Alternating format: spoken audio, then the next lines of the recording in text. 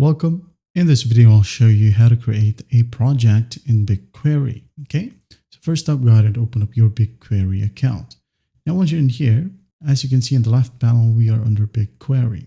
Now, once you have it opened, go ahead and go to the top left. And here we have our project. Okay, it says here Google Sheets, but yours might be different. If you're new, you'll be able to see new project right here. Just click on it and go ahead and click on new project. Okay. Now go ahead and name the project. For example, my BigQuery project, our company.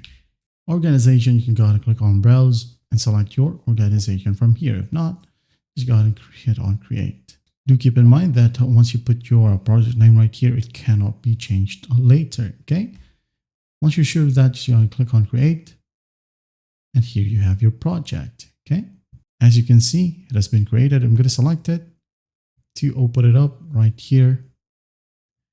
It's fresh. You got to click on it or click on this node or a toggle node.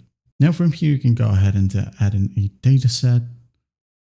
Create right here.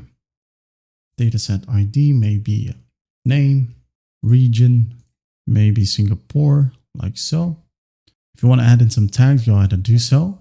And encryption right here at the bottom. Okay. If you're happy with it, just go ahead and click on create dataset. Okay. Click on it and wait for it to load. And here, as you can see in the left panel, we now have the dataset name. From the dataset, you now go ahead and create a table. Just click on it and go ahead and add your table from here. If you want to know more about creating tables, just go ahead and look it up in the channel, and we do have a separate video for that. But that's basically how you create a project in BigQuery. Well, I hope this video helps, and I'll see you in the next one.